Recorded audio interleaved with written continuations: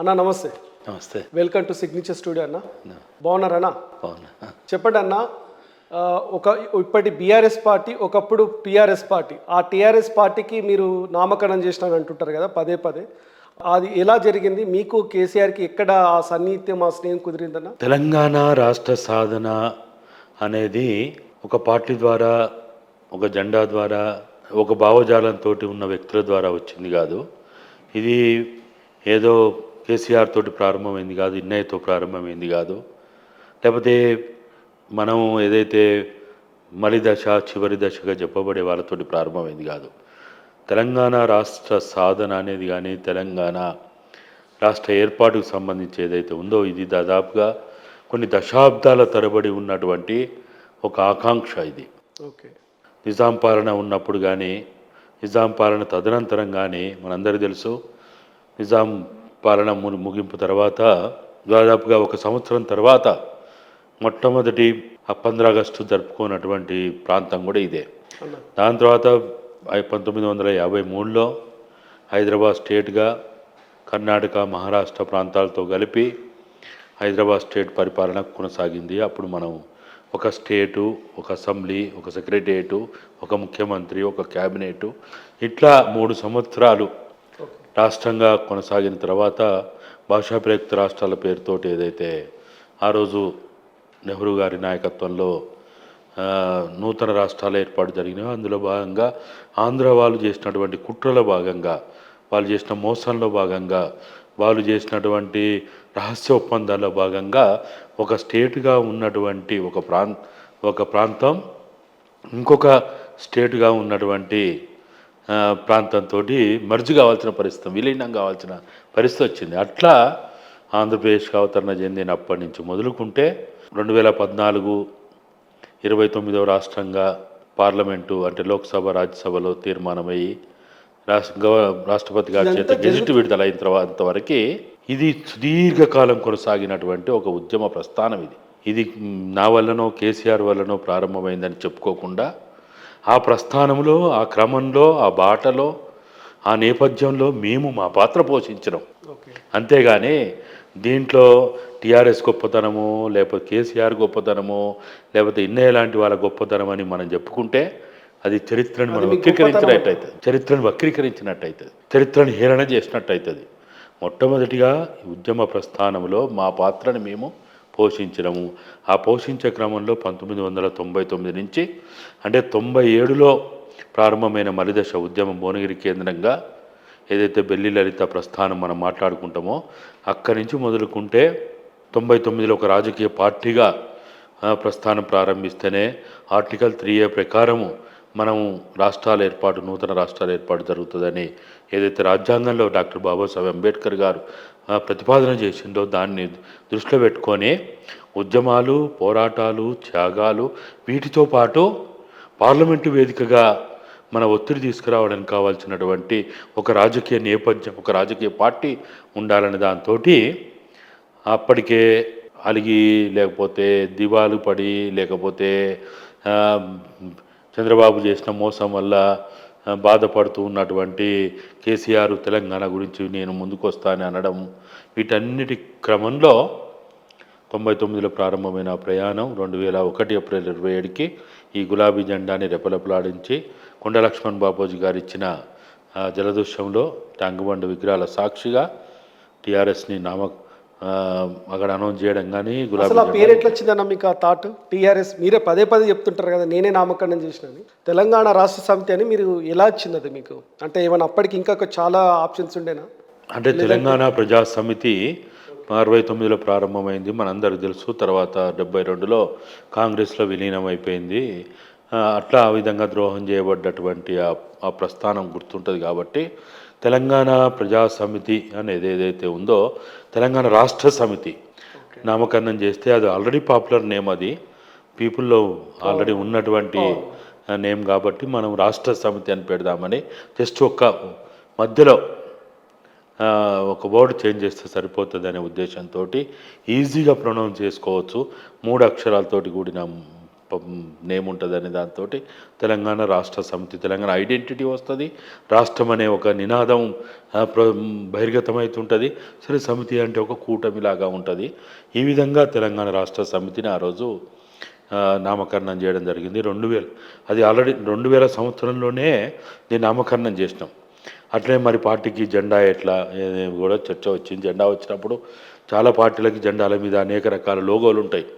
ఈ తెలంగాణ లోగో తప్ప ఇంకా మనకి ఏదొద్దు ఇక్కడ అనే ఉద్దేశంతో మరి కలరు సింగిల్ కలర్ ఉంటే బాగుంటుంది. ఎక్కడ మారుమూల ప్రాంతంలోనైనా ఏ దుకాణంలో పోయి అట్లా దుకాణంలో పోయినా కొనుక్కొని వచ్చి వాళ్ళు జెండాని ఇది తెలంగాణ జెండా, ఇది నా జెండా, మా జెండా అనే రీతిలో ఉండే ఒక్కొక్క కన్వీనియంట్ ఉండే అటువంటి పరిస్థితి ఉండాలి. ఎక్కడో హైదరాబాద్లో ప్రింట్ చేయాలి, మనం పంపాలి అనే పరిస్థితి ఉండొద్దు అనే ఉద్దేశంతో సింగిల్ కలర్ ఏదైతే బాగుంటుంది.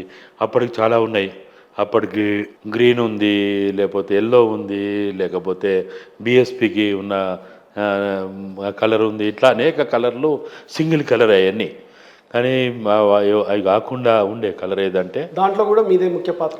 దాంట్లో కూడా దాని మీద మీతో పాటు ఈటెల రాజేందర్, అప్పట్లో నాయన నరసింహారెడ్డి గారు ఉన్నారన్న. వాళ్ళు ఎవ్వరు లేరు అసలు. ఈటెల రాజేందర్ 2003లో వచ్చిండు పార్టీలోకి. మీరే సీనియర్. ఆయన కేసీఆర్ తో పాటు విజయరామారావు గారు ఏమన్నా ఉన్నారు అప్పట్లో? డాక్టర్ విజయరామారావు కూడా తర్వాత. కానీ మస్తునాచారి గారు మా చర్చల్లో రెగ్యులర్గా కూర్చునేది. మేము మాట్లాడుతున్నప్పుడు, డిస్కస్ చేస్తున్నప్పుడు ఏమైనా ముఖ్యమైన పాయింట్స్ వస్తే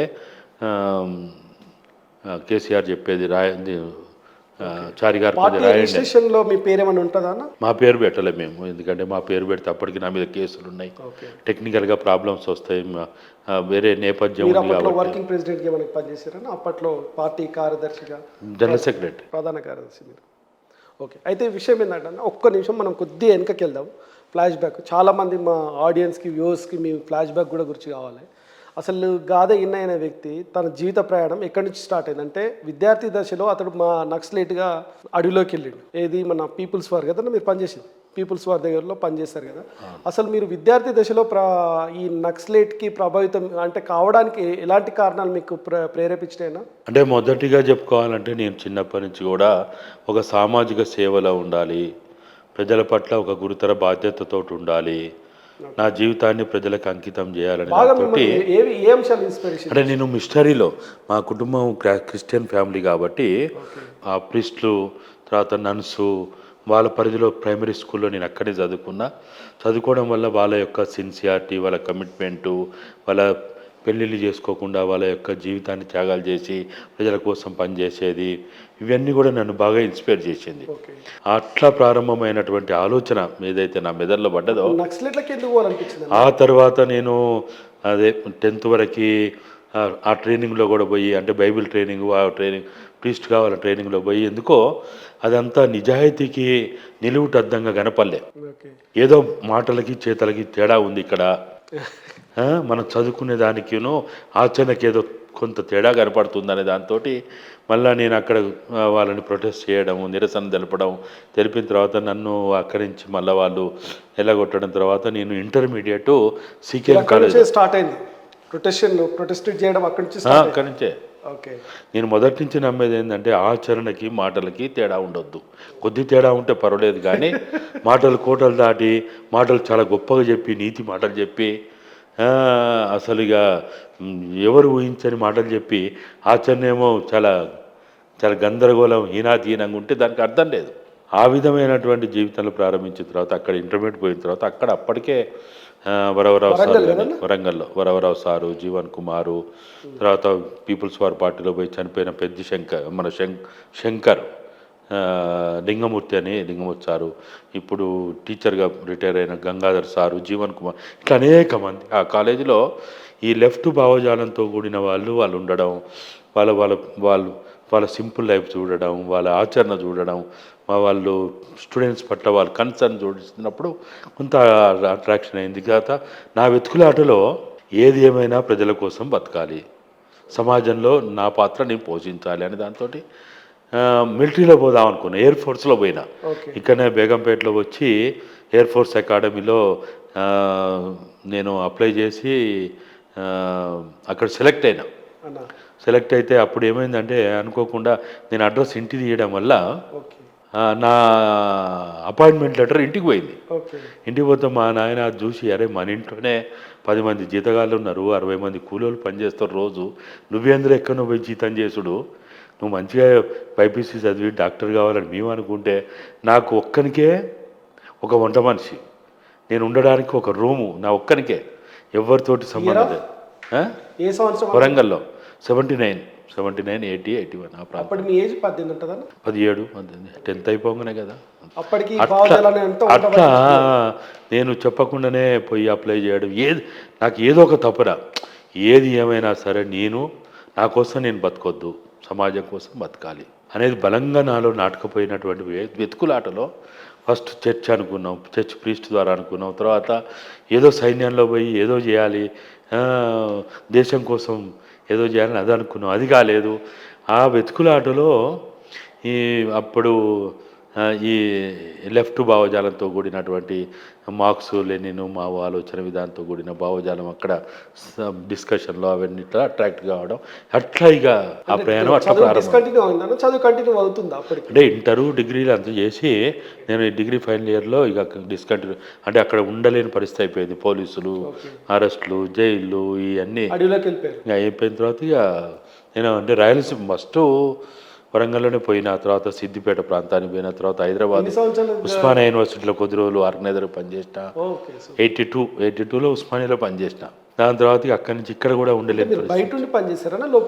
అంటే అప్పుడు రహస్య జీవితం, శత్రువు తెలియకుండా ఉండడమే రహస్య జీవితం, అంతేగాని చాలా మంది అనుకున్నట్టు అడవుల్లో ఉంటారు, లేకపోతే గొయ్యిలు దోకొని ఉంటారు. ఇప్పుడు మీరు ఇన్ఫార్మల్ గా పనిచేసారు అన్నట్టు. ఆర్గనైజర్. ఇప్పుడు మీకు అన్న సారీ టు ఆస్కింగ్, మీరు చెయ్యికి ఏమన్నా ఇబ్బంది ఏ సందర్భంలో జరిగింది అన్నది? అప్పుడే పార్టీలో ఉన్నప్పుడు రాయలసీమలో పార్టీ ఇచ్చిన పిలుపులో భాగంగా పాల్గొన్న క్రమంలో అక్కడ నా చేతిలోనే బాంబు వెళ్ళిన తర్వాత ఇంకా తీవ్రమైన అనారోగ్యానికి గురి కావడం, అక్కడనే నా 2 ఏళ్ళు అన్ని స్పాట్లో పడిపోవడం, అక్కడి నుంచి చాలా నడవడం, ఇక అదంతా ఇక ఒక రకమైనటువంటి కమిట్మెంట్తో ఉంటాం కాబట్టి అవి పెద్దగా ఏమనిపించదు. ఇష్టంగా చేసే పని కష్టం కాదు, ఇష్టంగా చేస్తాం అనుకో ఏ పనైనా అది కష్టం అనిపించదు. అట్లా ఇంకా పూర్తిగా తీవ్రమైన అనారోగ్యానికి గురయ్యి తర్వాత బయటకు వచ్చి తర్వాత మామూలు కొన్ని సంఘాల్లో పనిచేసి అట్లా కొనసాగి 1994-95లో ఈ తెలంగాణ గురించి స్టడీ చేయాలనే ఒక ఆలోచన రావడం, 96 వరకు కూడా దాని మీద సుదీర్ఘంగా. అప్పటికే జయశంకర్ సార్ ఏమన్నా స్టేట్మెంట్లు వచ్చేవన్నా? అప్పుడేం లేవు పెద్దగా. అంటే మీరు పెళ్లి అప్పుడు 97లో, నేను 97 జనవరిలో నేను ఫస్ట్ భువనగిరి పోవడం, అక్కడ వాళ్ళు పరిచయం కావడం, సాహితీ మిత్ర మండలి అని వాళ్ళతోటి నేను కలిసి ఈ విషయాలు చెప్పడం, సభ పెట్టాలి, బహిరంగ సభ పెట్టాలి, తెలంగాణని మళ్ళీ ఒకసారి వెలుగులో తీసుకురావాలని వాళ్ళతో మాట్లాడడం, అట్లా మొదలైనటువంటి ప్రయాణం. అప్పటికి నేను 1 ఇయర్గా ఈ తెలంగాణ మీద స్టడీ చేస్తూ దగాబడ్డ తెలంగాణ పుస్తకాలు ముద్రణ చేస్తూ అట్లా స్టాటిస్టికల్ డేటాతోటి ఉమ్మడి ఆంధ్రప్రదేశ్లో తెలంగాణకు జరిగిన అన్యాయం ఏంటిది, విద్యారంగంలో ఏమైంది, వైద్య రంగంలో ఏమైంది, ఉద్యోగ ఉపాధి రంగాల్లో ఏమైంది, లేకపోతే అన్నీ ఇంకా పారిశ్రామిక రంగం, వ్యవసాయ రంగం, నీటి రంగంలో అన్ని రంగాల్లో ఏ విధంగా నష్టపోయిండ్రు, ఈ దగా ఎట్లా పడ్డది, దగాబడ్డ కారణాలు ఏంటి, ఈ ఆధిపత్యం ఏంటిది, వివక్ష ఏంటిది, ఇవన్నీ స్టడీ చేసి పుస్తకాల రూపంలో తీసుకొచ్చిన తర్వాత అప్పుడు సభలు, సమావేశాలు, చిన్న చిన్న ఇష్టాగోష్ఠులు. కోదండరామరెడ్డి గారు వీళ్ళందరూ? కోదండరామ్ సార్ లేడు, జాదవ్ సాబ్ ఉన్నాడు, కేశవరావు జాదవ్ గారు ఉండే, జయశంకర్ గారు అప్పుడప్పుడు వరంగల్ నుంచి వచ్చేది, వరవరరావు గారు అప్పుడు వాళ్ళు విరసాన్లో ఉండే, వాళ్ళు ఎమ్మెల్యే పార్టీలో వాళ్ళు ఎవరు కూడా దీన్ని పెద్దగా చేయలే. గద్దరన్న మాత్రం మేము ప్రారంభం నుంచి ఉన్నారు. తర్వాత చాలామంది జర్నలిస్టులు, తర్వాత తెలంగాణ ఉద్యమాన్ని కొంత అర్థం చేసుకున్న వాళ్ళంతా వచ్చారు. అప్పటికి ఇంకా ఇవి వేరే ఎమ్మెల్యే పార్టీలో కానీ వేరే పార్టీలో ఎవ్వరూ దీన్ని ఇష్యూగా తీసుకోలే. ఇప్పుడు అక్కడి నుంచి మీరు కేసీఆర్ తోటి సాన్నిధ్యం ఏర్పడడం, పార్టీ పెట్టడం, రూపకరణ చేయడం అక్కడికి వచ్చింది కదన్న.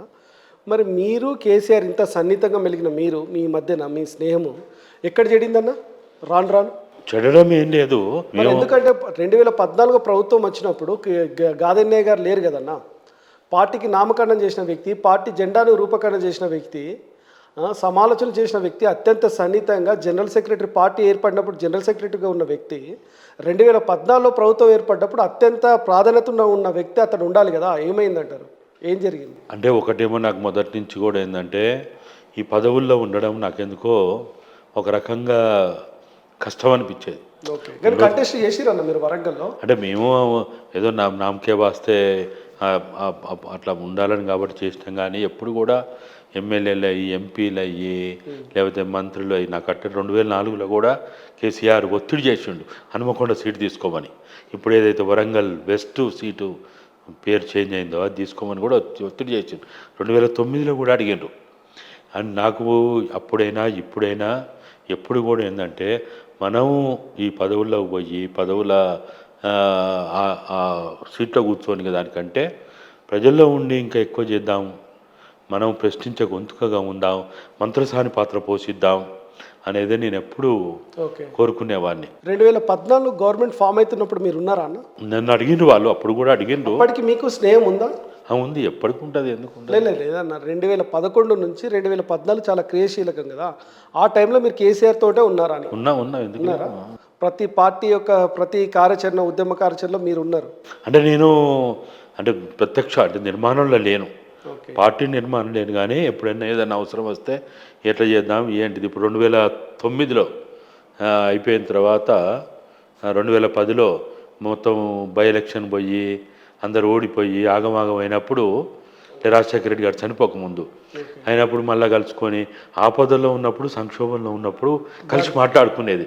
ఎట్లా చేద్దాం, ఏం చేస్తే ఏమవుతుంది అనేది ఇట్లా ఉండే. మామూలు రొటీన్ కార్యక్రమాలు ఉన్నప్పుడు నేను పెద్ద పట్టించుకోపోయేది.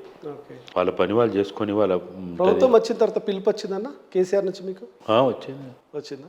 మరి ఎందుకు సరైన స్థానం దక్కలేదంటే? ఎందుకంటే చాలా మందికి ఆయా అంటే ప్రజల ప్రత్యక్ష ఎలక్షన్ లేకున్నా ప్రభుత్వంలో వచ్చిన తర్వాత మీకు ఏదో ఒక చోట మీకు దక్కాల్సిన గౌరవం దక్కలేదని ప్రజల యొక్క అభిప్రాయం అన్న. అంటే నా ఉద్దేశంలో నేను వాళ్ళ కింద ఇప్పుడు ప్రభుత్వం అయినా, ముఖ్యమంత్రి అయినా, మంత్రులైనా వాళ్ళంతా ఎక్కడి నుంచి వస్తారు? ఒక సాధారణ జీవితంలోంచి ఏ భావజాలం లేకుండా, ఏ ఐడియాలజీ లేకుండా వాళ్ళు వచ్చారు. వాళ్ళకి ఏదో తెలంగాణ వస్తే మాకేదో లాభం అవుతుంది అనే దాంతో వచ్చారు. ఎవరు? KCR and family. కేసీఆర్ కానీ, లేకపోతే వాళ్ళ కుటుంబం కానీ, వాళ్ళ కోటరీ కానీ. ప్రజలు రాష్ట్రం పట్ల కానీ ప్రజల పట్ల మీద ప్రేమ లేదంటారు. ఏముంటుంది వాళ్ళకి? ఓకే, కేవలం అతనికి చంద్రబాబు నాయుడు దగ్గర మంత్రి పదవి దక్కపోవడమో, అవమానానికి గురై తప్ప, రాష్ట్రాన్ని పార్టీ పెట్టిండే తప్ప, తెలంగాణ ప్రజలకు అన్యాయం జరుగుతుంది, వాళ్ళని రక్షించాలి, వాళ్ళ యొక్క కోరిక ఏదైతే తెలంగాణ రాష్ట్రము ప్రత్యేక రాష్ట్ర కోరిక ఉందో దానికోసం మాత్రం రాలేడంటారా? అంటే దానికోసము వాళ్ళ అవసరాన్ని, ఈ ప్రజల యొక్క ఆకాంక్షని మిళితం చేసుకుంటారు ఎప్పుడైనా ఎవరైనా.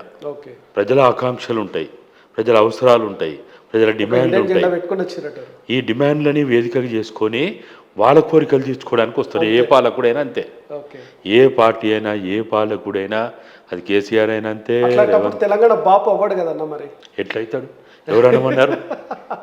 తెలంగాణ బాపు ఎట్లయితాడు? తెలంగాణ జాతిపిత ఎట్లయితాడు? మీడియా చేసిన పని, మన చదువుకున్న వాళ్ళు చేసిన పని, ఇది చాలా దుర్మార్గమైంది. ఇది అది కూడా సేమ్ అన్న, వాళ్ళ అవసరాల కోసం. ఇప్పుడు ఎట్లయితే రాష్ట్ర ప్రజలలో అతని ఆకాంక్షని, ప్రజల ఆకాంక్షల్లో అతని యొక్క హిడెన్ జెండా పెట్టుకుని ఎట్లొచ్చిండో, కేసీఆర్ దృష్టిలో నేను పడాలి కాబట్టి నా హిడెన్ ఎజెండా ఏంటంటే నాకు ఒక పదవి వస్తుందని నేను బాప నేనంట. అది అవసరం ఉన్న ప్రతి చోట, అవకాశం ఉన్న ప్రతి చోట వాళ్ళ స్వార్థము లోపల ఉంటూనే ఉంటుందన్న. అయితే పాయింట్ ఏంటంటే 2014 తర్వాత కేసీఆర్ నుంచి గాదెన్నయ్యకి పిలుపు వచ్చింది. అవును, రైట్, పక్కా కదా.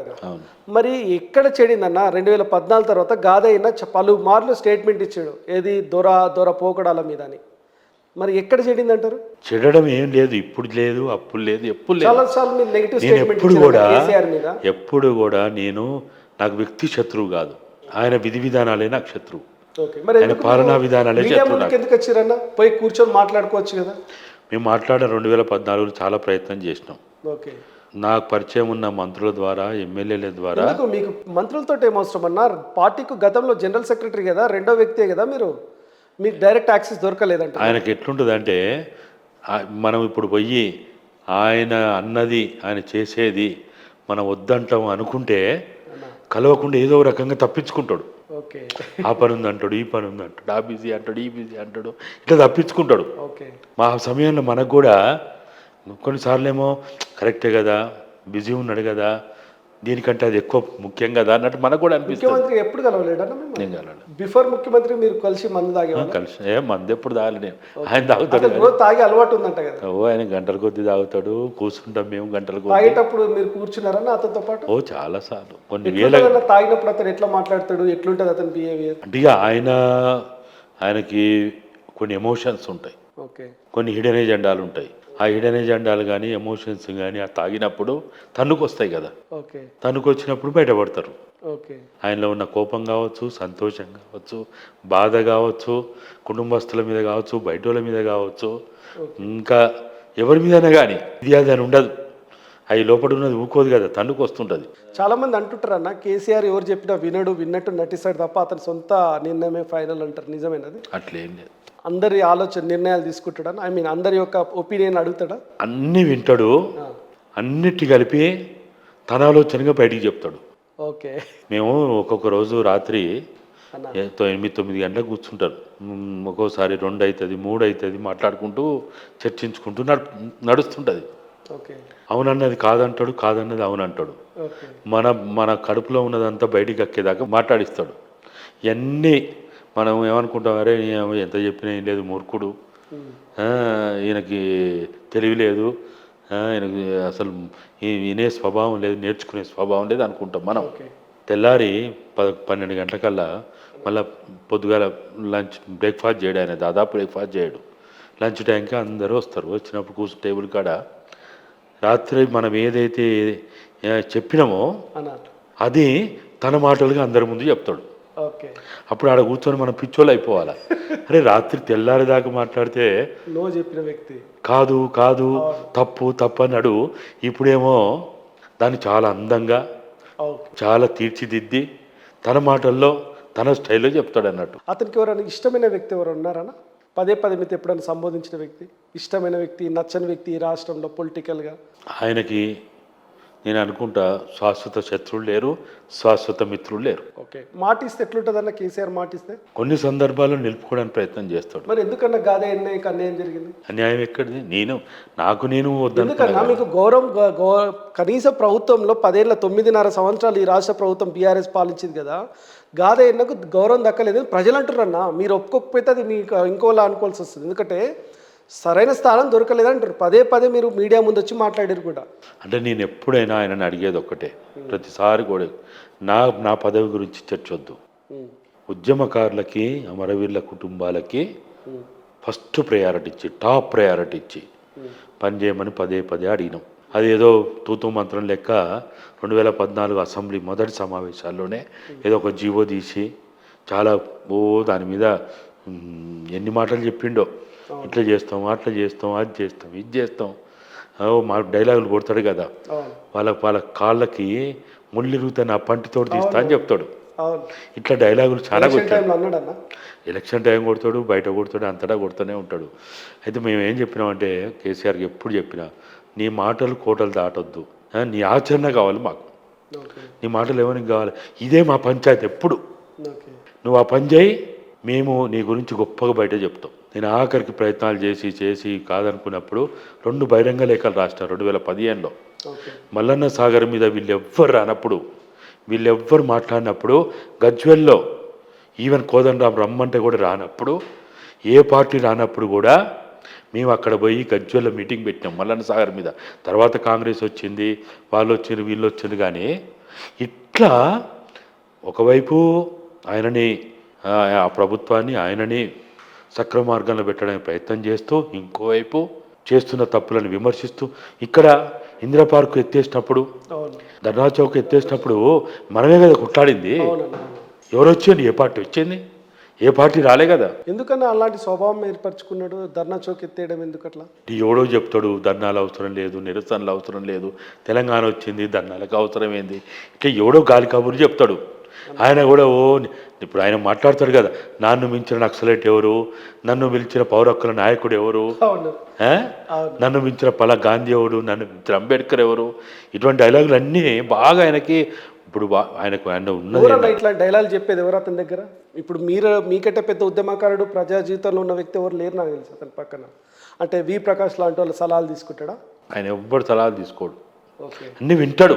ఇప్పుడు నాకు తెలిసి ఆ కార్పొరేట్ వ్యవస్థనే ఉంది అతని పక్కన. పల్లారేశ్వరుడు ఒకవేళ రాజకీయ సలహాదారుడు అనుకుంటే అతను కూడా కార్పొరేట్ వ్యవస్థనే కదా ఆయన నేను అనుకోవడం, ఆయన అందరి సలహాలు తీసుకుంటాడు, అన్న. అందరి వింటాడు, ఆయన చేయాల్సింది చేస్తాడు. ఓకే. ఆయన ఒక పెద్ద ఇగోయిస్టు. ఆయన ఎంత ఇగోయిస్టో ఆఖరికి ఆ శోభోధనని కూడా అప్పుడప్పుడు వేదనకు గురి చేస్తాడు. వాళ్ళ భార్య ఒక లంపెన్ క్యారెక్టర్ అయింది. చాలామంది అనుకున్నట్టు ఆయన ఏదో అందరు పొలిటీషియన్ లెక్క ఆయన పొలిటీషియన్ కాదు, ఒక అరాచకవాది ఆయన. ఎందుకన్నా ఇంత పెద్ద స్టేట్మెంట్ ఇస్తారు? అవునా? అవునన్నా, ఇప్పుడు అందులోకి బయటికి వచ్చిరు కాబట్టి, అతనితో లేరు కాబట్టి, ఇతనితో పని లేదు కాబట్టి ఈ స్టేట్మెంట్ ఇస్తారా? కాదేనా? ఆయన జీవితం చూస్తుండే కాబట్టి చెప్తున్నా నేను. ఓకే. ఆయన జీవితం మరి అలా ఆ వ్యక్తి అలాంటి వ్యక్తి అని తెలిసినప్పుడు ఆ రోజు మీరు మద్దతును విరమించుకోవాల్సింది కదా. అంటే ఎప్పుడు కూడా ఒక పెద్ద దొంగను కొట్టడానికి చిన్న దొంగే పనిచేస్తాడు. ఓకే. ఒక చెట్టును కొట్టాలంటే ఆ చెట్టు కొమ్మే గుడ్డలి కామైతేనే చెట్టును కొట్టగలుగుతాం. సో ఆ దొంగను చంపడం కోసం ఇప్పుడు ఆ టక్కు టమారా గోకన్న గజకన్న విద్యలు ఓకే అలవాటైనోడ్నే ఆధారం చేసుకుని ఆయన కొట్టగలరు. చంద్రబాబును కొట్టడం అంటే ఉత్తమ మాటలు కాదు. అన్న. ఆయన ఒక సో భయంకరమైనటువంటి మీకు ఇతను దొంగ అని తెలుసు. తెలుసు. అది మీరంటున్న మాట, మేమంటున్నది కాదు. నేనే అంటున్నా. గాదా ఇన్నయ్య గారు ఏమంటారు అంటే కేసీఆర్ దొంగ అని తెలిసే సాహసం చేసినట్టురా మీరు? 100% ఇప్పుడు కాదు, ఆయన సిద్దిపేట కాలేజీలో స్టూడెంట్ లైఫ్గా ఉన్నప్పటి నుంచి నాకు తెలుసు. కొత్తది ఏం కాదు. ఆయన దొంగ నోట్లది ఎట్లా తెలుసు, దుబాయ్ షేక్ ఎట్లా తెలుసు, ఆ కుటుంబం గురించి తెలుసు, వాళ్ళన్న రామారావు గురించి తెలుసు నాకు మొత్తం. నేను 1981లో పీపుల్స్ వార్ పార్టీ పిలుపులో భాగంగా సిద్దిపేట, దుబ్బాక, గజ్వేల్ ప్రాంతాల్లో షామీర్పేట వరకు నడుచుకుంటూ అక్కడ పెట్టినటువంటి గటక గంజి నీళ్ళు దాక్కుంటూ రొట్టె ముక్కలు తినుకుంటూ తిరిగినోని నేను. నాకు తెలియదు అక్కడ ఓకే. కల్వకుంట్ల చంద్రశేఖరరావు ఏంది, చింతమడక ఏంటిది, చుట్టుపక్కల గ్రామాలు ఏంటి, ఈయన పరిస్థితి ఏందో నాకు తెలియదా? మొత్తం తెలుసు. కొత్త కాదు. చాలామందికి 1999 తర్వాత 2001 అప్పుడు తెలుసు, కానీ నాకు 1981 నుంచి చింతమడక తెలుసు, కల్వకుంట్ల కుటుంబం తెలుసు నాకు. తెలిసే సాహసం చేశారు. అయితే పాయింట్ అన్న, ఇప్పుడు బిఫోర్ అంటే అతను గెలిచి ముఖ్యమంత్రి అయ్యి రెండోసారి అయినాకలా కూడా గాదే ఇన్నయ్య గారికి అతనితోటి కొద్దిగా చెడింది, అది మాత్రం వాస్తవం. కానీ గాదే ఇన్నయ్య గారికి ఆ ప్రభుత్వంలో కూడా అధికారం ఉన్నప్పుడు ఏ రోజు ఆ ప్రభుత్వం నుంచి పిలుపు కానీ ఆ ప్రభుత్వం నుంచి గౌరవం కానీ దక్కలేదు. మరి జాదవ్ గారికి ఎందుకు విస్మరించిందన్న ప్రభుత్వం? జాదవ్ గారు మొదటి నుంచి కూడా కేసీఆర్ పట్ల వ్యతిరేక భావన ఉండే. ఓకే. ఏ మాట కా మాట ఆయన ఎప్పుడు కూడా కేసీఆర్ తోటి ఏదో ఒరగబడుతుంది, కేసీఆరే కాదు ఇటువంటి పొలిటీషియన్లతోటి ఏమీ తెలంగాణకు మంచి జరగదు అనేది ఆయనకు మాకు 99 నుంచి పదే చెప్పేది.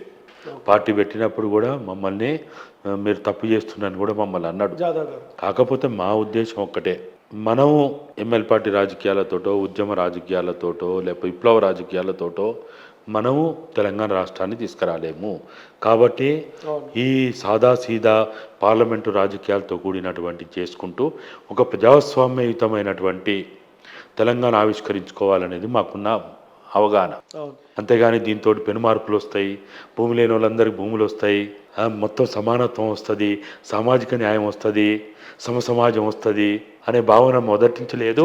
మీ కాన్సెప్ట్ తెలంగాణ ప్రజల ఆకాంక్ష కోరిక నెరవేరాలంతే. వివక్ష పోవాలి, ఆధిపత్యం పోవాలి, అవమానాలు పోవాలి, పరాయి పాలన పోవాలి. ఇదే తెలంగాణ రాష్ట్రం రావాలి అంతే. ఓకే. మన సంపద మనకు దక్కాలి.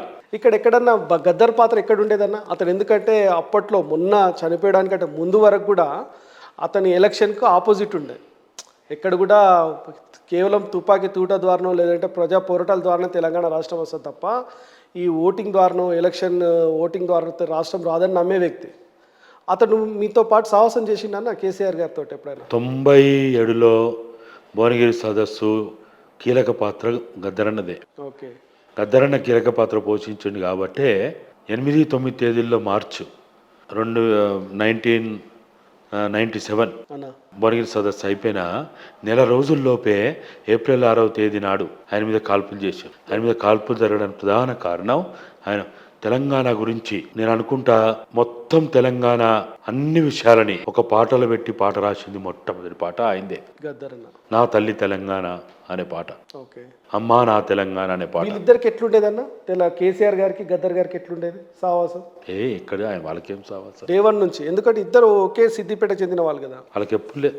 అయితే ఇక్కడికి వద్దామన్నా. ఇప్పుడు కేసీఆర్ ఓడిపోవడానికి ముందు, అంటే కేసీఆర్ ఓడిపోతే ప్రధాన కారణాలు ఏమైంటాయనంటే, కేసీఆర్ ఇప్పుడు ఓడిపోయాడు కదా, మూడోసారి గెలుస్తా అధికారంలోకి వస్తా అనుకున్న వ్యక్తి కేసీఆర్ గారు ఓడిపోవడానికి మీరు అంటే దగ్గర నుంచి చూసి ఉంటారు కాబట్టి ఏమై ఉంటుందన్న, ఏం జరిగి ఉంటుంది? మొట్టమొదటిది ఆయన టీఆర్ఎస్ని బీఆర్ఎస్ చేయడం. ఓకే. తెలంగాణ పేగుబంధం అక్కడి నుంచి తెగిపోయింది. తెలంగాణకి ఆయనకి మధ్య ఒక బంధం ఏదైతే ఉండేనో అది పూర్తిగా పటాపంచలైపోయింది. ఓకే. ఎప్పుడైతే టీఆర్ఎస్ని, తెలంగాణ వాదాన్ని, నినాదాన్ని, తెలంగాణ ఐడెంటిటీని ఆయన కోల్పోయిండో దాంతో పరాజయం అక్కడ మొదలైంది. ఓకే. అక్కడి నుంచి సరే ఇక కర్నూలు చావుకి 1.25 కారణాలు అన్నట్టు అనేక రకాలైనటువంటి కారణాలు ఆయనకి, కుటుంబ పాలన కావచ్చు, కోటరీ ఆధిపత్యం కావచ్చు, లేకపోతే ఆయన చేసినటువంటి పిచ్చి పిచ్చి పనులు కావచ్చు, ఏవైతే ఉన్నాయో వాటన్నిటి వల్ల ఉద్యమకారులను పట్టించుకోకపోయా, అమరవీరుల కుటుంబాలను పట్టించుకోకపోయా. ఓకే. తర్వాత అనవసరంగా వేరే పార్టీలో ఉన్న వాళ్ళని తీసుకొచ్చి పెట్టి నిజమైన తెలంగాణ కోసం త్యాగాలు చేసిన వాళ్ళని నిర్లక్ష్యం చేసి, సరే ఏదో సంక్షేమ పథకాలు, పెన్షన్లు, మన్ను మచానం ఏదో చేసినప్పటికీ విద్యారంగాన్ని, వైద్య రంగాన్ని నిర్లక్ష్యం చేసిండు ఆయన. అస్సలు పట్టించుకోలేదు. మిషన్ కాకతీయ ఏదైతే ఉందో అది చాలా మంచి ఆలోచన. మేము 2000 సంవత్సరాలు రూపొందించిన ఆలోచన అది. మిషన్ కాకతీయ అంటే చెరువులు, కుంటలు, ఫీడర్ ఛానళ్ళ ద్వారా తెలంగాణ సస్యశ్యామలం చేసుకోవాలి. అది ఒక గొప్ప పథకం. అది దాన్ని మొదలుపెట్టినట్టు పెట్టి తిరిగి మళ్ళా కాళేశ్వరాన్ని ఎత్తుకొని ఇక దాని చుట్టే తిరిగి తిరిగి తిరిగి తిరిగి ఆఖరికి ఆగమైపోయాడు. ఓకే. కాళేశ్వరం వల్ల ఉపయోగం జరగలేదంటారా ప్రజలకు? ఏం ఉపయోగం ఉండదు. ఓకే. మనకు అసలు తెలంగాణకి ఏ ప్రాజెక్టు, భారీ ప్రాజెక్టులు అవసరం లేదు. తెలంగాణకి సకల గొప్ప సంపద ఏంటంటే గొలుసుకట్టు చెరువులు. ఇంత గొప్ప సంపదని నిజాం కాదు, కాకతీయుల కాలం అది. నిజాం చేయలే. నిజాం ఏదో కొన్ని చేసిండు, ఈ హుస్సేన్ సాగరు, ఉస్మాన్ సాగరు, వాటిని డెవలప్ చేసిండు. అవి కూడా పాతయే. ఏదో మూసీ నది మీద అక్కడక్కడ కొన్ని ఆయకట్లు కట్టిండు కానీ, కత్వాలు, ఒక భాషలో కత్వాలు అంటారు, కొన్ని కత్వాలు కట్టిండు కానీ అంతకుమించి నిజాము పూర్వం ఉన్న వాటిని ఈ చుట్టూ ఉన్న వాటిని కొంత డెవలప్ చేసిండు. ఓకే. హైదరాబాద్ నగరం చుట్టూ. అయితే ఇప్పుడు ప్రస్తుత రాజకీయాలకు వద్దాము. ఇప్పుడున్న పరిస్థితిలో గాదయ్య అన్నయ్య గారు మొన్న ఒక తెలంగాణ అక్కడ కేసీఆర్ రేవంత్ రెడ్డి గారు ప్రజల తెలంగాణను ప్రమాణ స్వీకారం చేస్తున్నప్పుడు ప్రగతి భవన్ గేట్లు పగలగొడుతున్నప్పుడు గాదయ్య అన్నయ్య గారు చాలా సంతోషించారు. నిజంగా ఈ రాష్ట్రానికి ఈరోజు తెలంగాణకు స్వేచ్ఛ వచ్చింది అని అన్నారు గేట్లు పగలగొడుతున్నప్పుడు. ఆలోపే సడన్గా ఏమైందన్నా మళ్ళీ గాదయ్య అన్నయ్యకు మళ్ళా రేవంత్ రెడ్డి మీద కూడా, అంటే కాంగ్రెస్ పార్టీ మీద కూడా స్టేట్మెంట్లు, నెగిటివ్ స్టేట్మెంట్లు ఇస్తుండు, ఖచ్చితంగా ప్రభుత్వం పడబోతుంది అని. ఎందుకని ఆ మాట అనాల్సి వచ్చింది? అంటే మేము కాంగ్రెస్ పార్టీ 5 సంవత్సరాల పరిపాలన ఉండాలని కోరుకునే వాళ్ళల్లో, బలంగా కోరుకునే వాళ్ళని నేను ఒకరిని. ఓకే. ప్రజల తీర్పు ఇచ్చిండ్రు. ఆ తీర్పుకు అనుకూలంగా 5 సంవత్సరాలు ఖచ్చితంగా అది రేవంత్ రెడ్డి ముఖ్యమంత్రి ఉంటాడా. మధ్యలో ఒక మాట అన్నారన్న, రేవంత్ రెడ్డి కేసీఆర్ కంటే పెద్ద దూర, పెద్ద అహంకారం కూడా అన్నారు. మీరు ఇదే మాట అన్నారు. నేను అందుకనే చెప్తున్నా, విధానాలను ఎప్పుడు వ్యతిరేకిస్తా. ఏం కనిపించింది? పాలకులను ప్రశ్నించకపోతే అది పాలకుల భజన చేసినట్టే. మనం ప్రశ్నించడం అంటే విమర్శించడం కాదు. ఓకే. మనం పద్ధతులు మార్చుకోమని చెప్తూ ఇప్పటికి కూడా ఏమంటున్నాం, ఇప్పటికి కూడా మీరు పరిపాలన మీద ఫోకస్ పెట్టండి, ప్రజా సమస్యల మీద ఫోకస్ పెట్టండి, రాజకీయాల గురించి అవసరం లేదు. మీ 5 సంవత్సరాలు మీ పాలన ఎవ్వడు కూడా ఏం చేయలేడు. మీ ప్రభుత్వానికి, మీ పాలనకి ప్రభుత్వం సుస్థిరంగా ఉంటుందని చెప్తున్నారు. ఖచ్చితంగా ఉండాలి. గాదయ్య అన్నయ్య గారు ప్రభుత్వం పడిపోతుంది ఎంపీ ఎలక్షన్ తర్వాత అని చెప్పారు.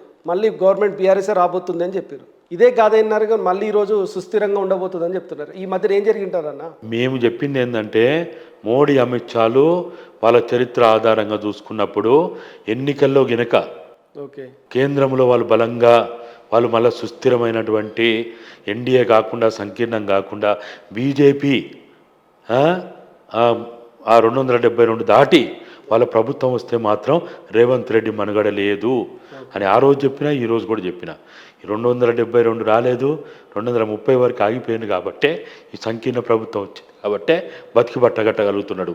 మోడీ అమిత్ షాలు ఈ దేశానికి అత్యంత ప్రమాదకరమైన వాళ్ళు గనుక మళ్ళా మంచి మెజార్టీతో వచ్చుంటే ఇప్పటి వరకే ఈ రాష్ట్రం ఈ ప్రభుత్వం అల్లకొల్లోలం అయిపోయేది. అది హెచ్చరిక చేసిన, ప్రజలకు హెచ్చరిక చేసిన, పాలకులకు హెచ్చరిక చేసిన. కానీ అంతేగాని మీకు కేసీఆర్ మీద మళ్ళీ ప్రేమేం పుట్టలేదు కదన్నా, మళ్ళీ స్నేహం ఏమైనా చెగురిచ్చిద్దా మీ మధ్యన? ఏముండదు. ఓకే, అంతే. కానీ కేవలం మీరు ఇప్పుడు నేను కేసీఆర్ ప్రభుత్వం వస్తుందని చెప్పలే, కానీ ప్రభుత్వం రేవంత్ రెడ్డి పడిపోతుంది. కేసీఆర్ బెటర్ అని చెప్పారన్న మధ్యలో మీరు ఒకసారి. అంటే కేసీఆర్ మాకేమనిపించిందంటే మళ్ళీ మీకు కేసీఆర్ నుంచి పిలుపు వచ్చిందేమో, పాత స్నేహం కాస్త చిగురిచ్చిందేమో. సో రేవంత్ రెడ్డి మీద మళ్ళీ గాదే స్టార్ట్ చేసిండు, నెగిటివ్ ప్రచారం స్టార్ట్ చేసిండు. ఆ ఈ చిన్న దొరకటి ఇది పెద్ద దొర రేవంత్ రెడ్డి గారు అని అన్నారు. మళ్ళీ మీరు ఏమన్నా ఆ వైపు అడుగులు వేస్తున్నారా అని ప్రజలు ఆలోచిస్తున్నారా? లేదు, ఎట్టి పరిస్థితుల్లో అటువంటిది ఏం లేదు. నేను మొదటి రేవంత్ రెడ్డి గారి పాలన బెటర్ అన్న కేసీఆర్ కంటే? ఇప్పటి వరకు ఏం పాలన అయింది? ఇంకా ఏం పాలన అయింది? ఓకే, వచ్చిండు 100 రోజులు ఆడంబరాలు అయినాయి, విందులు వినోదాలు, శాలువలు కప్పించుకోవడం, దండలు వేయించుకోవడం, తీర్థయాత్రలు తిరగడం, ఇవి అయినాయి. దాని తర్వాత ఎన్నికలు వచ్చాయి. ఎన్నికలు అయిపోగానే మళ్ళీ ఫలితాల దాకా వెయిట్ చేస్తుంది. ఇట్లా 6 నెలలు పుణ్యకాలం గడిచిపోయింది. ఇంకా ప్రభుత్వం పాలన అనేది గాడిల బల్లే. ప్రజలు కోరుకునేది పాలకుల మార్పిడి కాదు, పరిపాలన మార్పు రావాలి. మేము పదే అదే చెప్తున్నాం. పాలకుల మార్పిడితోటి ప్రజలకు ఏం ఒరగదు. ఆ కారు పోయింది, ఈ కారు వచ్చింది, వాడు పోయిండు, వీడు వచ్చిండు, ముఖ్యమంత్రి పోయిండు, ఆ బంగ్లా పోయింది, ఈ బంగ్లా వచ్చింది, ఆ జెండా పోయి ఈ జెండా వచ్చింది, అది కాదు ప్రజలు కోరుకునేది. ప్రజలు కోరుకునే మార్పు పాలకుల మార్పు కాదు, పాలనలో మార్పు రావాలి. ఆ పాలనలో మార్పు రావడానికి మేము మొన్న ఈ మధ్య కాలంలో కూడా మమ్మల్ని సెక్రటరియట్ 10-15 మంది పిలిస్తే ముఖ్యమంత్రి కార్యాలయంలో కూర్చొని స్పష్టంగా ఈ ప్రభుత్వం చేస్తున్నటువంటి తప్పుల గురించి కూడా చెప్పినాం. మహేందర్ రెడ్డి నియామకం తప్పని చెప్పినాం. ఇప్పుడు కొన్నేమో వాళ్ళు పిలుస్తేనేమో రూమ్లో చెప్తాం, పిలవనప్పుడు ఏం చెప్తాం, మీడియా ద్వారా చెప్పాలి. వేరే అవకాశం ఎక్కడిది? ఈ చెప్పడంలో కూడా ఇది ఆ ప్రభుత్వాన్ని కూల్చడానికి కాదు, కూల్చే ప్రమాదం మోడీ అమిత్ షాలతో అని హెచ్చరిక చేసినాం. ఈ ప్రభుత్వం కూలిపోవాలి, ఈ పడిపోవాలి అని ఇప్పటికి కూడా చెప్తున్నా రేవంత్ రెడ్డి గారికి, మీరు ఎమ్మెల్యేలని వేరే పార్టీలో ఉన్న వాళ్ళని చేర్చుకోవడం బంద్ చేయండి. గతంలో టీఆర్ఎస్ అదే పని చేసింది కదన్నా. అరే వాడు దొంగనే కదా ఈయన తెచ్చుకున్నది. మరి వస్తామంటారు అన్న, వాళ్ళే మేము అడగట్లేదు కదా, వాళ్ళే కాంగ్రెస్ పార్టీకి వస్తామంటారు కదా. వస్తానే తీసుకోవద్దు, రాజీనామా చేస్తాం మనాల. రేపు పొద్దున మా ఎమ్మెల్యే ఈయన కాంగ్రెస్ అంటే మా 10 మందిని వాళ్ళు తీసుకపోతే అని క్వశ్చన్ చేసుకుంటారు. ఇప్పుడు అందుకనే చెప్తున్నా, మీ ప్రభుత్వానికి కనుక ముప్పు వస్తుంది అనుకుంటే, ప్రమాదం ఉందనుకుంటే మా ప్రాణాలని ఒడ్డు పెట్టైనా ఈ ప్రభుత్వాన్ని కాపాడుకుంటాం. మేము హామీ ఇస్తున్నాం. అది ఎవడైనా సరే ఈ ప్రభుత్వాన్ని కూల్చాలని ప్రయత్నం చేస్తే వాడు తెలంగాణలో బతికి బట్టగట్టలేడు, చంపేస్తారు ప్రజలు. ఓకే, ఇదే గాదయ్య గారు ప్రజా సంఘాలు సోమాజిగూడ ప్రెస్ క్లబ్లో ఎవరైనా పార్టీ మారాలని చూస్తే, ఏ ఎమ్మెల్యేని చూస్తే రాళ్ళతో కొట్టి చంపుతామని అన్నారు. మరి ఈరోజు అదే ప్రభుత్వము కాంగ్రెస్ పార్టీలోకి వలసలు లాగుతున్నారు కదా, మరి దీన్ని ఖండించట్లేరు? వ్యతిరేకిస్తున్నాము. అదే చెప్తున్నా కదా మీ ద్వారా, ఈరోజు మీ టీవీ ద్వారా చెప్పేది కూడా అదే. రేవంత్ రెడ్డి గారు దయచేసి పనులు మానుకోండి, నీ ప్రభుత్వానికి ఎలాంటి ముప్పు రాదు. నీ పార్టీ నుంచి ఎవరైనా బయటికి పోవాలన్నా, నీ పార్టీని ఎవరన్నా ప్రమాదం తీసుకురావాలనుకున్నా మేము మా ప్రాణాలని ఒడ్డు పెట్టైనా కాపాడుకుంటాం. తెలంగాణ అంతా ఎడ్డిది కాదు, గుడ్డిది కాదు. ఈ చిల్లరేషాలు వేస్తే ఎవడు ఊకోడు. వాడు ఒకవేళ ఇష్టం లేకనో కష్టమయ్యో మరి పార్టీ మారదలుచుకుంటే రాజీనామా చేసిపో. ప్రజాస్వామ్యాన్ని గౌరవించు, రాజ్యాంగాన్ని గౌరవించు. పోచారం శ్రీనివాస్ రెడ్డి లాంటి వాళ్ళే పార్టీ మారుతారు కదన్నా, ఇలాంటి రాజీనామా పత్రం సమర్పించకుండా. అంటే ఆయన పేద తురుంకానా?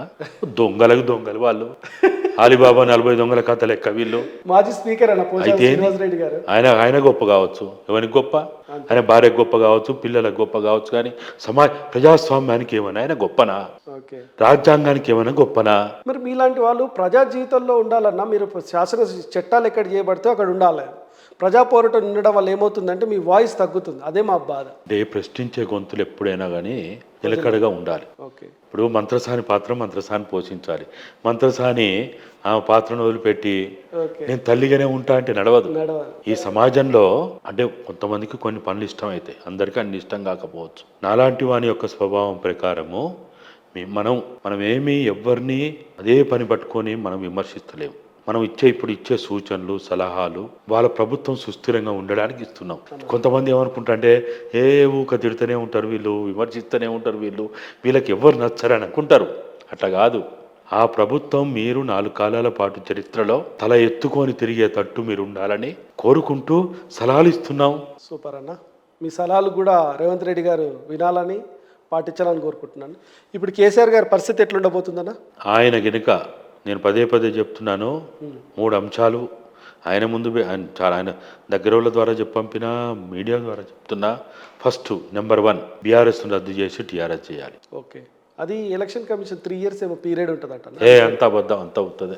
వాడెవడో పాల్తు నా కొడుకు వాడెవడో ఉంటాడు కదా బాపనోళ్ళు, వాడు వీడు గణాంక శాస్త్రం వాడు ఏదో చెప్పిండట. అట్లే ఉండదా? ఏముండదు, అదంతా. లేదన్న, ఇప్పుడు మా పాయింట్ ఏంటంటే బీఆర్ఎస్ నుంచి టీఆర్ఎస్ చేసుకుంటాడా ఇంకోటి చేసుకుంటాడు మాకు సంబంధం లేదు. కేసీఆర్ అనే వ్యక్తి 5 ఏళ్లలో అతని పరిస్థితి ఎట్లుంటుంది అంటే జైల్లో ఉంటాడా? గతంలో రేవంత్ రెడ్డి గారు అన్నట్టు నీకు నీ బిడ్డకు నీ అల్లుడికి నీ కొడుకు చెంచల్గూడ జైల్లో డబుల్ బెడ్రూమ్ ఇస్తా అన్నాడు కదా, అట్లేమన్నా జరగబోతుందా అని అడుగుతున్నామన్నా. ఏముండదన్న, లేనిపోయిన భ్రమల్లో ఉండకూడదు మీరు. ఓకే. వీళ్ళంతా అలీబాబా మీరే అన్నారు కదా, అంటే రేవంత్ రెడ్డి గారు కాంగ్రెస్ ప్రభుత్వం అధికారంలోకి వచ్చేటప్పుడు ప్రజలకు పదే కాళేశ్వర కుంభకోణం 1,00,000 కోట్ల అవినీతి అన్నారు కదా, అధికారంలోకి వచ్చినప్పుడు చర్యలు చేపట్టకపోతే ప్రజలు ఏమనుకుంటారన్నా? మరి వాళ్ళు ఏం చేయరు. ప్రజలు మనం కాళేశ్వరం గురించో ఫోన్ ట్యాపింగ్ గురించో లిక్కర్ స్కామ్ల గురించో ప్రజలకు అవసరం లేదు. ప్రజలకు కావాల్సింది వాళ్ళ నిత్య జీవితంలో వాళ్ళ అవసరాలు ఏంటి అనేది ముఖ్యం. మా ఊరు బస్సు ఉందా లేదా, రోడ్డు ఉందా లేదా, నీళ్లు ఉన్నాయా లేవా, కరెంట్ ఉందా లేదా, కనీస సౌకర్యాలు. సో మళ్ళీ దోచుకోవడం కాడికి దోచుకోవచ్చు, ప్రజల కనీస అవసరాలు చూసుకుంటే సరిపోదు అంటున్నారా? ఇప్పుడున్న పాలనలో, ఇప్పుడున్నటువంటి సిస్టంలో ప్రజలు పాలకులు దోచుకోరు, దాచుకోరు, మళ్ళీ తీసుకొచ్చి ఖర్చు పెట్టరు అనే అరే నువ్వు ఓట్ల నాడు డబ్బులు ఇవ్వకపోతే ఎందుకు ఇస్తలేవురా అని ప్రజలు ఎందుకు నిలదీస్తాను అంటే నువ్వు దాచుకున్నావు అవి తీసుకురానే కదా. అంతే. ప్రజలకు చాలా ధర్నాలు చేసే స్థాయికి వచ్చిరన్నా, మాకు పైసలు ఇస్తలేరు. ప్రజలకు చాలా స్పష్టత ఉంటది. ఓకే. నీ అవసరం. సో ఈ 5 ఏళ్ళు మీరు సంపాదించుకోండి, 5 ఏళ్ళ ఎలక్షన్ టైంలో మళ్ళీ వచ్చి మాకు పంచండి. వాళ్ళ క్లారిటీ ఉంది, వీళ్ళకి క్లారిటీ ఉంది, ప్రజలకు చాలా క్లారిటీ ఉంది. కేసీఆర్ అరెస్ట్ ఏం అవ్వడంటారు. కేసీఆర్ మీద చాలా ఆరోపణలు ఉన్నాయి. 50,000 ఎకరాలు ఆ బినామీల పేరు మీద ఉంది. అదేవిధంగా దగ్గర ఒక 1,00,000 కోట్ల వరకు అవినీతి జరిగింది. చాలా టైంలో రాహుల్ గాంధీ గారు ప్రచారం చేస్తూ 1,00,000 కోట్లను మేము రికవర్ చేస్తాం, ప్రజలకు వంచుతామని కూడా అన్నాడు. ఇట్లేమైనా జరుగుతుందా? కేసీఆర్ జైలు పోవడం లాంటివి ఏమైనా జరుగుతుందా అని అడుగుతున్నాను. ఇప్పుడు మనం కూడా అదే అంటున్నాం రేవంత్ రెడ్డి గారు ఈ ఫోన్ ట్యాపింగ్లతోటి ప్రజలకు ఒరిగేది లేదు. నీ కాళేశ్వరం స్కామ్ మీద కమిషన్లు వేసి ఏం చేయలేవు, రూపాయి కూడా వెనక్కి రాదు, అది వచ్చే పరిస్థితి లేదు. మీరు ఇంతకుముందు చెప్పినట్టు అది ఎన్ని వేల ఎకరాలన్నా కావచ్చు, ఆ భూమిని వెనక్కి తీసుకురా అని ప్రజలు అడుగుతున్నారు. ఆ భూమిని వెనక్కి తీసుకొస్తే రూపాయి అప్పు చేయకుండా 5 ఏళ్ళు ఈ ప్రభుత్వాన్ని నడపవచ్చు. ప్రజలు అడిగేది ఇవి. అంతేగాని కేసీఆర్ అరెస్ట్ కాదు. కేసీఆర్ అరెస్ట్ అయితేంది, జైల్లో ఉంటేంది, రాజభోగాలు అనుభవిస్తేంది, ఎక్కడ పట్టేది, ఎక్కడ ఉంటేంది, ప్రజలకు ఏమవసరం చెప్పు. జనాలు ఏమనుకుంటారు అంటే రేవంత్ రెడ్డి గారిని అరెస్ట్ చేయించారు కాబట్టి, చంద్రబాబు నాయుడుని ఇబ్బంది పెట్టారు కాబట్టి వాళ్ళిద్దరు కలిసి కేసీఆర్ని కూడా ఇప్పుడు త్వరలో అరెస్ట్ చేపిస్తారని ప్రజలు అనుకుంటున్నారన్న. ప్రజలు అనుకుంటే చాలా పక్కా ఇన్ఫర్మేషన్ ఉంటుంది, ఎందుకంటే రాజకీయాల్లో ఏం జరుగుతుంది మినిట్ అప్డేట్ వస్తుంది కాబట్టి అడుగుతున్నారు. ఇప్పుడు చంద్రబాబుని అరెస్ట్ చేస్తే జగన్మోహన్ రెడ్డి పరిస్థితి ఏమైంది? అరెస్టులు ప్రజలు కోరుకోరు, అప్రిషియేట్ చేయరు. కానీ రేవంత్ రెడ్డి రివెంజ్ తీసుకుంటారని ప్రజలు అనుకుంటున్నారు. ఏం తీసుకోడు, ప్రజలు కోరుకుంటలేరు, అనుకుంటలేరు, అటువైపు ఆలోచిస్తలేరు. ఎందుకంటే గాదా ఎన్నయ్యకు మళ్ళీ కేసీఆర్ మీద ప్రేమ పుట్టింది కాబట్టి ఇట్లా మాట్లాడుతున్నాడా? కేసీఆర్ని రేవంత్ రెడ్డి ఏమి చేయడు, మీరు లేనిపోని భ్రమల్లో ఉండకుర్రి. వాళ్ళంతా ఒక గూటికాడి పక్షులే. రేవంత్ రెడ్డి వేరు, కేటీఆర్ వేరు, అలీబాబా ఫోటో అంతే. లేని భ్రమలు కల్పించవద్దు ప్రజలకు. మనం కోరుకునేది ఏంటిది? మేము పదే చెప్తా, పెద్ద దొంగ నుంచి చిన్న దొంగనే ఎత్తుకున్నాం, అంతే. సరేనా, ఇప్పుడు కవితమ్మ రిలీజ్ అవుతుంది అంటారా? కేజ్రీవాల్ బెయిల్ వస్తే వస్తుంది. లేకుంటే రాదు. ఓకే. మొన్న ఏదో బెయిల్ అంటే వచ్చినట్టు ఇప్పుడు ఎలక్షన్ డ్రామానే అనుకుంటే కేవలం ఎంపీ ఎలక్షన్ల డ్రామానే కోసము ఎమ్మెల్యే ఎలక్షన్ టైంలో మనం కవితమ్మని అరెస్ట్ చేయలేం కాబట్టి నష్టపోయినామని ఆ ప్రెజర్ తోటి బీజేపీ అరెస్ట్ చేసింది కాబట్టి ఎంపీ ఎలక్షన్లు అయిపోయినాయి కాబట్టి రిలీజ్ చేసే అవకాశాలు ఉంటాయా? కేజ్రీవాల్కి ఇచ్చి ఈమెకు వస్తే కేజ్రీవాల్కి వస్తుంది. ఓకే. ఎందుకంటే కేజ్రీవాల్ని ఇరికిచ్చింది ఎవరు? కవితమ్మే కదా. అంతే. అవును. కేజ్రీవాల్ని ఆ కనెక్షన్ అంతా ఎక్కడి నుంచి ఉంది? ఇక్కడ అంటారు కదన్న, అంటే కేజ్రీవాల్ పక్కన పెడితే కాసేపు ఎంపీ ఎలక్షన్లో అంటే కాంగ్రెస్ ప్రభుత్వం ఒక ఆరోపణ చేస్తుంది. ఎంపీ ఎలక్షన్ టైంలో కేసీఆర్ అంటే ఇక్కడ ఉన్న బీఆర్ఎస్ పార్టీ కావాల్సి బీజేపీకి దగ్గరుండి ఓట్లు వేయించింది కవితమ్మ రిలీజ్ కోసం అని అంటారు. దాంట్లో నిజం ఉందా అన్న? అంత అబద్ధం. మరి లేకపోతే కనీసం ఒక్కో సీట్ అన్నా గెలవదా అన్న? మరి ఇప్పుడు కాంగ్రెస్ వాళ్ళేమో ఓడిన దానికి కారణాలు వాళ్ళ కారణాలు చెప్పుకోకుండా మంది మీద కారణాలు చెప్పడం. ఓకే. బీఆర్ఎస్ వాడేమో వాని గొప్పతనం కోసం మేము బీజేపీకి ఓట్లు వేయించినామని వాడు చెప్పుకోవడం అంతే తప్ప ప్రజలకు చాలా స్పష్టత ఉంది. ఓకే. ప్రజలు చాలా స్పష్టంగా రేవంత్ రెడ్డి పరిపాలనలో అనుకున్నంత ప్రజా సంక్షేమంలో ముందుకు వస్తలేడు కాబట్టి ఆయన కొద్దిగా ఒళ్ళు దగ్గర పెట్టుకొని ఉండేట్టుగా చేయాలని చేశారు. ఓకే. బీజేపీ కూడా ఏంది, వీళ్ళు అరే నువ్వు దీంతోటైనా నువ్వు కొట్లాడు, ఓకే, నీ నిజాయితీ నిరూపించుకొని వాళ్ళకి అవి ఆ సీట్లు ఇచ్చింది. కానీ నీ బీఆర్ఎస్కి ఏంది, నీ తప్పులు నువ్వు ఇంకా తెలుసుకో. ఓకే. మొన్న ఫలితాలు వచ్చిన తర్వాత ఏమన్నారు? ప్రజలు తప్పు చేసిండ్రు అన్నారు. కేటీఆర్ ఏం మాట్లాడిండు?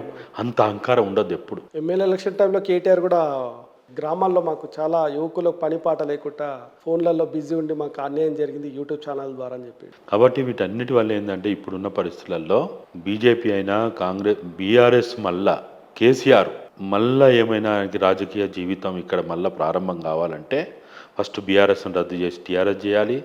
9.5 సంవత్సరాల పాలనలో జరిగిన తప్పులకి బహిరంగ క్షమాపణ చెప్పాలి. మూడవది గ్రామ స్థాయి నుంచి రాష్ట్ర స్థాయి దాకా సంస్థాగత మార్పులు చేసి ఈ దొంగలకి సద్దులు మోయకుండా అవకాశాలు ఇవ్వకుండా నిజమైన తెలంగాణ పిచ్చోళ్ళు ఎవరైతే ఉన్నారో వాళ్ళకి అవకాశాలు ఇచ్చి, ఒకవేళ గాది పిలిపస్ వెళ్తారన్నా మళ్ళీ కేసీఆర్ నుంచి నేను ఎక్కడికి పోను, నేను ఇట్లనే ఉంటాను, తప్పైంది క్షమించండి మళ్ళీ మేము కలిసి పనిచేద్దామంటే బహిరంగంగా ఆయన చెప్పినప్పుడు బహిరంగంగా చెప్పిన తెలంగాణ వాదాన్ని నినాదాన్ని కాపాడుకోవడం, తెలంగాణ ఆకాంక్షల్ని ఆశయాలను కాపాడుకోవడం ఇన్నయ్య ఎవ్వంతోటైనా కలుస్తాడు, ఎవ్వంతోటైనా ప్రయాణిస్తాడు. అది రేవంత్ రెడ్డా, అది ఈయన ఆయన, నాకు పార్టీలు ముఖ్యం కాదు, జెండాలు ముఖ్యం కాదు. ప్రజలలో గాథ కంటూ ఒక గుర్తింపు ఉందన్న, నిజాయితీ గల వ్యక్తి అని. పాయింట్ 2 వచ్చేసి ఇప్పుడు ఈ రాష్ట్రంలో 8 సీట్లు వచ్చినాయి కదన్న బీజేపీకి. బీజేపీ ఇక్కడ 8 మంది ఎంపీలు గెలవడం వల్ల ఇక్కడ వాళ్ళ ఉనికి పెరిగే ప్రభావం ఉందంటారా?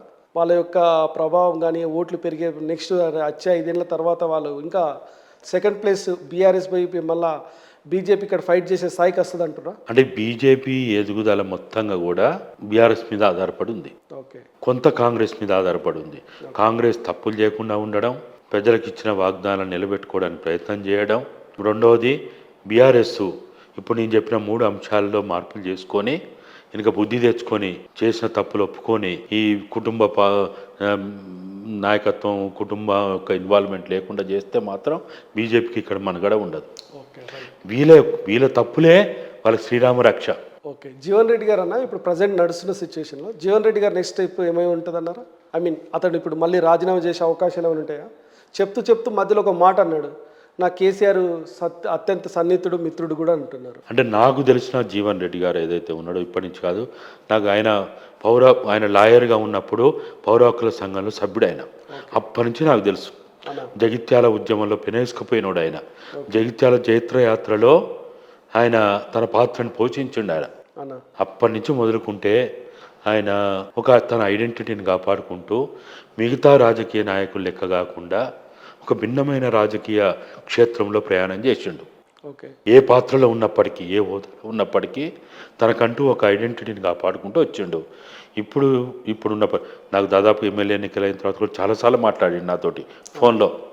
ఇన్నయ్య గారు, మనం ఈ రాజకీయాల్లో మనం బతకలేము, మనం ముందుకు పోలేము, ఇమ్మడలేము, ఈ డబ్బులు, ఈ కొనుగోళ్ళు, ఈ లిక్కరు, ఈ ఫిరాయింపులు ఇవన్నీ చాలా బాధ కలిగిస్తున్నాయి నాకు, నన్ను ఎందుకో బాగా మనస్తాపానికి గురి చేస్తున్నాయి అని చాలాసార్లు అన్నాడు. సరే, ఇప్పుడున్న పరిస్థితులు అక్కడ స్థానికంగా ఆయన క్యాడరు నాయకులు ఆయన మీద ఒత్తిడి తీసుకొస్తారు, ఎందుకంటే సంజయ్ తోటి వీళ్ళు దాదాపు 10 సంవత్సరాలు సుదీర్ఘంగా ఆ, అనేక రకాల బాధలు పడ్డారు, కోట్లాడుకున్నారు, కేసుల పాలైన, జైళ్ళ పాలైన ఎన్నో ఉన్నాయి కదా.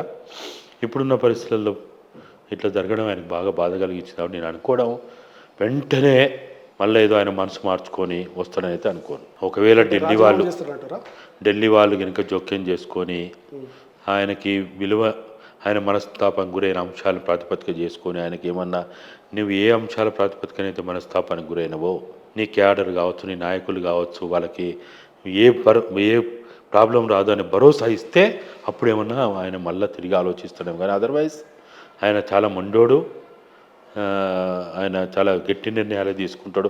ఏదో అలా అలిగి బ్లాక్మెయిల్ చేసే అంత మనస్తత్వం కాదు ఆయనది. రైట్ అన్న, చాలా ఇంపార్టెంట్ అన్న. చాలామంది అడగమంటారు ఈ క్వశ్చన్. గాదా ఇన్నయ్య గారు మా ఇల్లు నడిపిస్తున్నారు కదా, చాలామంది అనాథ పిల్లల్ని చేరదీస్తున్నారు, వాళ్ళకు ఆలనపాల చూస్తున్నారు, వాళ్ళకు మంచి ఎడ్యుకేషన్ ఇస్తున్నారు, దగ్గరుండి పెళ్ళిళ్ళు చేస్తున్నారు. గాదా ఇన్నయ్యకి ఇంత డబ్బు ఎక్కడికి వెళ్ళి వస్తుంది? నక్సలైట్ల నుంచి వస్తుందా, లేకపోతే నక్సలైట్లను అడ్డం పెట్టుకొని ఏమన్నా సెటిల్మెంట్లు చేస్తుడా అని క్వశ్చన్. అంటే ప్రధానంగా మా ఇల్లు నిర్మాణ ప్రారంభంలో మొత్తంగా కూడా ఆ నిర్మాణానికి ఆయన అన్నీ కూడా మన సంగారెడ్డి అప్పుడు ఎమ్మెల్యే జగ్గారెడ్డి, తర్వాత విజయశాంతి గారు, తర్వాత ఇట్లా పొలిటీషియన్లు ఎవరెవరైతే ఉన్నారో వాళ్ళే చాలా పెద్ద మొత్తంలో వాళ్ళు ఇచ్చినటువంటి డబ్బు ద్వారా నిర్మాణం జరిగింది. ఇక మొదట్లో మాకున్న ల్యాండ్ ద్వారా వచ్చేటువంటి ఏదైతే రైస్ కావచ్చు, ఇతరత్ర వాటి ద్వారా ల్యాండ్ లార్డ్స్. మా ఫాదర్కి అప్పుడే 103 ఎకరాలు ఉండేది. మా వాటా కూడా భూమి ఉంది, నా పేరుతో కూడా భూమి ఉంది. మా భూమిని కూడా 10 ఎకరాల ఆశ్రమానికి ఇచ్చినాం. కాబట్టి ప్రారంభంలో తక్కువ మంది ఉండే కాబట్టి పెద్దగా ప్రాబ్లం లేకుండే. తర్వాత 2008-9 వచ్చిన తర్వాత సంఖ్య పెరుగుతూ ఉన్న కొద్దిగా కష్టాలు మొదలైనాయి. ఆ క్రమంలో ఏంటంటే కొంత ఇంకా ఇతరుల మీద, అంటే దాతల మీద ఆధారపడే ఒక యంత్రాంగాన్ని తయారు చేసుకొని దాతల మీద ఇప్పుడు దాదాపుగా మాకు నెలకి 3.5 నుంచి 4 లక్షల రూపాయలు దాతల ద్వారా అది తెలంగాణ కావచ్చు, ఇతర రాష్ట్రాల్లో ఉన్న వాళ్ళు కావచ్చు, ఇతర దేశాల్లో ఉన్న వాళ్ళు కావచ్చు, దాదాపు 3.5 నుంచి 4 లక్షల రూపాయలు ప్రతి నెల. ఇప్పుడు మా పిల్లలే మొత్తం నిర్వహణ చేస్తున్నారు. 2011 నుంచి మొత్తం నిర్వహణ అంతా పిల్లలే చేస్తున్నారు. అక్కడ చదువుకున్న పిల్లలే అక్కడ. ఇప్పుడు ఎంతమంది ఉంటారన్న పిల్లలు? ఇప్పుడు 110 మంది ఉన్నారు. మొత్తంగా ఈ 18 సంవత్సరాల ప్రయాణంలో సుమారు 1375 మంది దాకా ఆ ఆశ్రమంలో 1 నెల, 2 నెలలు, సంవత్సరం, 6 నెలలు, కొంతమంది 14 ఏళ్ళు, 15 ఏళ్ళు, 12 ఏళ్ళు ఇట్లా ఉన్నారు. పెళ్ళిళ్ళు, మీరు అన్నట్టు పెళ్ళిళ్ళు అక్కడ ఉండి చేసుకునే వాళ్ళు ఉంటారు, బయటికి పోయి చేసుకొని మళ్ళీ వచ్చే వాళ్ళు ఉంటారు. ఇంకా అనేక రకాలుగా అది అందుకనే దాన్ని మీరు అన్నట్టు బయట అందరూ అనుకుంటున్నట్టు అది అనాథాశ్రమం కాదు, అదొక కుటుంబం. అక్కడ పని వాళ్ళు ఉండరు, అక్కడ వర్కర్స్ ఉండరు. అక్కడ వార్డన్ అని, కుక్ అని, ఇంకెవరు అని, ఎవరు అని, ఊడ్చేటోళ్ళు అని, కడిగేటోళ్ళు అని ఉండరు. అంత సెల్ఫ్, అదొక కమ్యూన్. అదొక కమ్యూన్గా నడుస్తూ ఉంటుంది అన్నది. ఎవరి పనులు వాళ్ళు చేసుకోవాలి, అందరూ భాగస్వాములు కావాలి. కష్టంలో, సుఖంలో, నిట్టలో మతాలకి, కులాలకు అతీతంగా ఉంటుంది.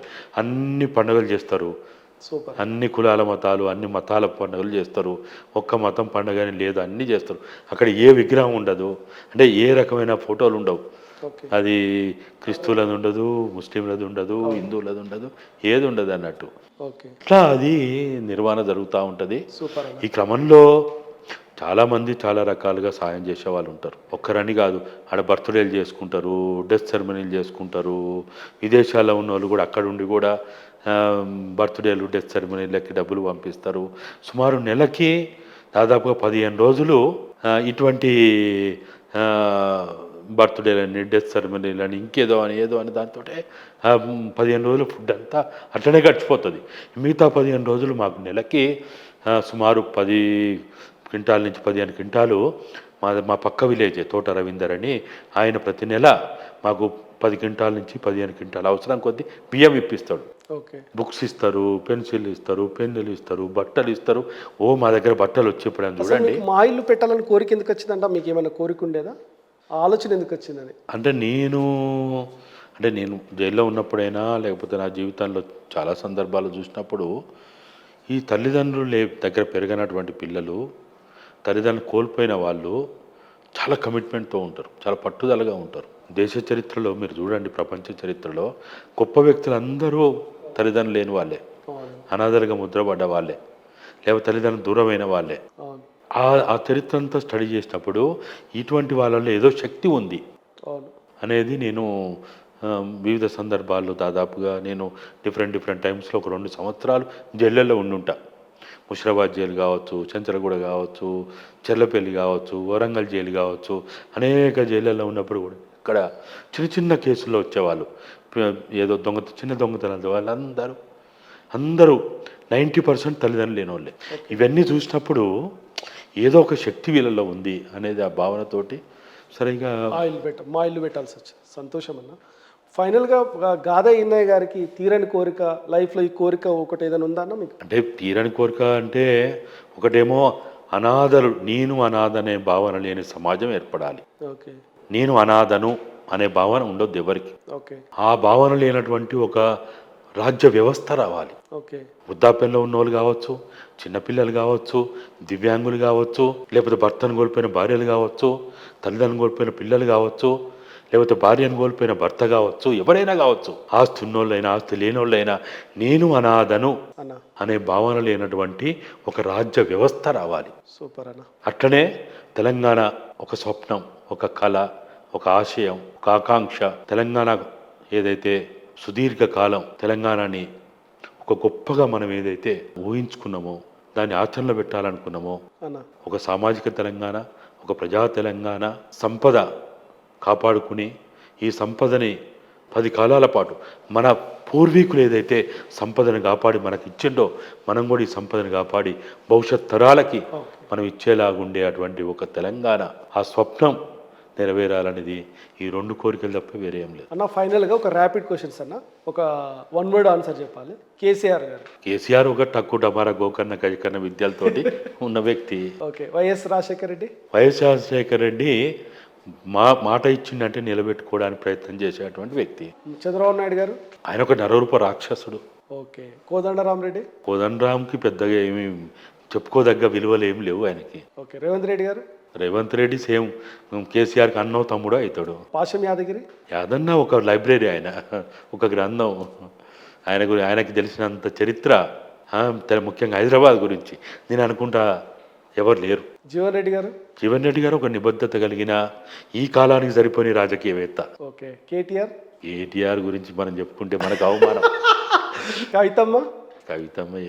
ఏ విలువలు ఉన్నాయి వాళ్ళకి? చివరిగా అన్న ఒక ఇంపార్టెంట్ పర్సన్ గాదా ఇన్నయ్య గురించి చెప్పండి 1 wordలో.